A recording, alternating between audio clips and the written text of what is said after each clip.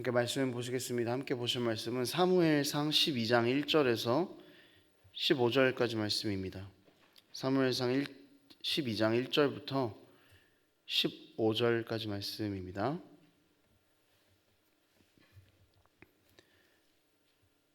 제가 읽도록 하겠습니다. 사무엘이 온 이스라엘에게 이르되 보라, 너희가 내게 한 말을 내가 다 듣고 너희 위에 왕을 세웠더니 이제 왕이 너희 앞에 출입하느니라. 보라, 나는 늙어 머리가 휘어졌고 내 아들들도 너희와 함께 있느니라. 내가 어려서부터 오늘까지 너희 앞에 출입하였거니와 내가 여기 있나니 여호와 앞과 그의 기름 부음을 받은 자 앞에서 내게 대하여 증언하라. 내가 누구의 소를 빼앗았느냐, 누구의 나귀를 빼앗았느냐, 누구를 속였느냐, 누구를 압제하였느냐, 내 눈을 흐리게 하는 뇌물을 누구의 손에서 받았느냐. 그리하였으면 내가 그것을 너희에게 갚으리라 하니, 그들이 이르되 당신이 우리를 속이지 아니하였고 압제하지 아니하였고 누구의 손에서든지 아무것도 빼앗은 것이 없나이다 하니라. 사무엘이 백성에게 이르되 너희가 내 손에서 아무것도 찾아낸 것이 없음을 여호와께서 너희에게 대하여 증언하시며 그의 기름 부음을 받은 자도 오늘 증언하느니라 하니, 그들이 이르되 그가 증언하시나이다 하니라. 사무엘이 백성에게 이르되 모세와 아론을 세우시며 너희 조상들을 애굽 땅에서 인도하여 내신 이는 여호와이시니 그런즉 가만히 서 있으라. 여호와께서 너희와 너희 조상들에게 행하신 모든 공의로운 일에 대하여 내가 여호와 앞에서 너희와 담론하리라.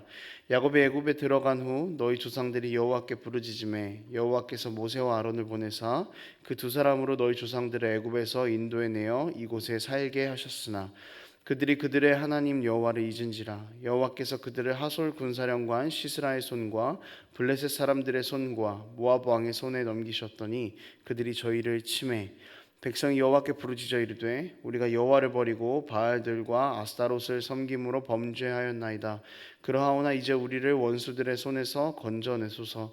그리하시면 우리가 주를 섬기겠나이다 하매 여호와께서 여룻바알과 베단과 입다와 나 사무엘을 보내사 너희를 너희 사방 원수의 손에서 건져내사 너희에게 안전하게 살게 하셨거늘 너희가 암몬 자손의 왕 나하스가 너희를 치러옴을 보고 너희 하나님 여호와께서는 너희의 왕이 되심에도 불구하고 너희가 내게 이르기를 아니라 우리를 다스릴 왕이 있어야 하겠다 하였도다. 이제 너희가 구한 왕 너희가 택한 왕을 보라. 여호와께서 너희 위에 왕을 세우셨느니라. 너희가 만일 여호와를 경외하며 그를 섬기며 그의 목소리를 듣고 여호와의 명령을 거역하지 아니하며 또 너희와 너희를 다스리는 왕이 너희의 하나님 여호와를 따르면 좋겠지만은 너희가 만일 여호와의 목소리를 듣지 아니하고 여호와의 명령을 거역하면 여호와의 손이 너희의 조상들을 치신 것 같이 너희를 치실 것이라. 아멘. 사무엘상에서 이제 초반부부터 이야기를 계속하던 왕이 세워졌으면 좋겠다라는 것들, 그렇게 이스라엘 백성들이 바랬던 왕이 세워졌습니다. 11장 마지막 부분에서는 모든 백성들이 이제 길갈에서 사울을 왕으로 인정하고 하나님 앞에 화목제를 드리면서 이스라엘의 모든 사람이 거기서 크게 기뻐하니라라는 그렇게 존결하는 듯한 문장을 사용합니다. 이제 그렇게 하면서 이제 사울과 관련된 부분들, 이제 뭐 왕을 누구로 세울 것인가 그것에 대한 것은 이제 일단락이 되고 12장부터는 또 새로운 국면으로 접어드는 것입니다. 그러니까 사사 시대가 이제 끝이 나고 왕정 시대로 들어가는 그것을 시작을 알리는 것이 12장이라고 볼 수 있습니다. 그리고 새로운 시대를 시작하는 사람들에게 너희는 이제 새롭게 다가올 시대 가운데에서 이렇게 행해라, 이런 삶을 살아라 라고 이야기하는 그런 사울의 마지막 설교로 그렇게 구성이 되어 있습니다. 마치 이스라엘 신세대가 약속의 땅으로 들어가기에 앞서서 모세가 이스라엘 백성들에게 설교를 했었던 그런 느낌을 주기도 합니다. 사무엘의 마지막 설교이기도 한 오늘 본문에서 하나님 우리에게 어떤 것을 이야기하실지 함께 그 은혜를 나누는 시간이 되었으면 좋겠습니다. 오늘 본문 안에서는 하나님께서 이스라엘에게 행하셨던 일들이 굉장히 많이 강조가 됩니다. 그 중에서 특별히 하나님의 신실하심이 강조가 되고 있습니다. 왜 갑자기 이렇게 하나님의 신실하심을 사울이 이야기하는가 보면은 왕을 세우는 과정 가운데에서 있었던 일들과 좀 연관이 되는 것을 확인해 볼 수 있습니다. 이방 족속들은 자꾸만 자기들을 공격하고 있고 자신들을 지켜주고 있던 사무엘은 이제 늙고 있습니다. 오늘 본문에 보면 이제 나는 머리가 휘어졌다라는 이런 표현이 있죠. 그러니까 이스라엘 백성들에게는 두려움이 다시 찾아오고 있는 것입니다. 이제 우리에게 큰 위기가 밀려오기에 너무 좋은 때다. 이제 그런 생각을 했다는 것이죠. 그래서 고민을 하기 시작합니다. 어떻게 하면 우리가 살 수 있을까? 어떻게 하면 우리가 죽지 않고 살아남을 수 있을까? 어떻게 하면은 우리가 이 현실적인 문제들을 이겨낼 수 있을까? 이제 이스라엘 백성들은 이런 고민을 했던 것이죠. 이스라엘을 위협했던 것 중 가장 큰 두려움은 전쟁이었습니다. 그래서 그들은 전쟁이라는 그 두려움을 이겨낼 수 있도록, 그러니까 자신들을 보호해주고 다른 나라와의 전쟁에서 승리함으로 자신들의 안전을 지켜줄 수 있는 그 왕을 요구하게 되는 것이죠. 그러니까 자신들의 두려움을 타파하기 위해서 현실적인 대안들을 만들어내는데, 그 대안이 우리에게 왕을 달라라는 것이었습니다. 백성들은 사무엘에게 왕을 요구합니다. 이 이야기를 듣고 사무엘은 기뻐하지 않았습니다. 그리고 역시 하나님께서도 기뻐하지 않으셨죠. 왜냐하면 백성들이 왕을 구했던 동기가 잘못됐기 때문입니다. 백성들이 가지고 있던 그 두려움은 외부로부터 침입을 받고 공격을 당하는 것이 그들에게는 두려움이었습니다. 하지만 백성들이 정말로 두려워해야 할 것은 외부의 이방 민족이 아니라 불순종함으로 하나님으로부터 떨어져 나가는 것을 그들은 훨씬 더 걱정을 했어야 했습니다. 그러니까 백성들이 두려움 가운데 있었을 텐데 그들이 가져야 할 두려움이 하나님 백성이 가져야 할 두려움은 아니었다라는 것이죠. 그렇다 보니까 생각해내는 것도 역시 하나님 백성으로서의 그런 해결책일 리가 없는 것이죠. 이 절정이 11장이었습니다. 사울이 성공적으로 전쟁을 마치자 이스라엘이 사울에 대해서 가지고 있던 의심들은 잘못된 확신으로 변질이 됩니다. 그러니까 사울이 이스라엘 전쟁에서 승리하고 이 사람 정말 하나님이 보내신 분이시구나, 이제 이런 생각들을 조금 백성들이 했어야 되는데 백성들의 생각은 이 사람이라면 우리를 정말 구해줄 수 있겠구나, 이 사람이라면은 우리의 현실적인 문제를 해결해 줄 수 있겠구나라는 잘못된 확신을 했던 것이죠. 이스라엘이 왕을 구한 것에 대한 문제는 동기의 문제였습니다. 그러니까 이 동기는 이스라엘 백성들이 스스로를 돌아보지 못하게 하도록 모든 시야를 다 가려버렸던 것이죠. 이제 이렇게 잘못된 동기를 가지고 왕을 구하고 있는 이스라엘, 그러니까 왕이 세워지면은 잘못된 동기로 왕을 세웠기 때문에 이제 그 시대가 어떻게 흘러갈지 사무엘은 너무나 잘 알고 있었던 것입니다. 그렇기 때문에 이런 상황 안에서 그러니까 잘못된 동기의 절정에 향해 있는 그 이스라엘 백성들에게 사무엘이 경고하고 있는 것입니다. 특별히 이스라엘 역사 가운데에서 하나님이 어떤 일을 하셨는가, 이제 그거에 대해서 다시 한번 이야기를 하면서 역사를 기억하게 합니다. 6절부터 이 출애굽에 대한 이야기들은 우리가 정말 많이 들어왔던 이야기이죠. 그리고 그만큼 이 역사 가운데서 신실하게 행하신 하나님이 어떤 분이신가를 이야기를 해주고 있는 것입니다. 그런데 이 부분을 읽다 보면 유난히 조금 눈이 머무는 부분이 있습니다. 11절에 조금 눈이 머무는 것 같아요. 제가 읽어보겠습니다. 여호와께서 여룻바알과 베단과 입다와 나 사무엘을 보내사 너희를 너희 사방 원수의 손에서 건져내사 너희에게 안전하게 살게 하셨거늘. 사사 시대를 지나면서 많은 사사들이 있었죠. 근데 그 중에서 여룻바알, 베단, 입다, 사무엘만 언급이 됩니다. 이 넷의 공통점이 있는데요. 어떤 공통점인가 하면은 뭔가 조금씩 결핍되어 있던 사람들이라는 공통점이 있습니다. 여룻바알은 기드온입니다. 하나님을 의심했던 그런 사사였죠. 베단은 드보라와 함께 있던 바락입니다. 그러니까 나는 당신 없이는 전쟁을 할 수 없습니다, 드보라 나랑 같이 가주십시오 라고 이야기했던 믿음이 적었던 그런 연약한 사람이었습니다. 여러분, 입다는 또 누구입니까?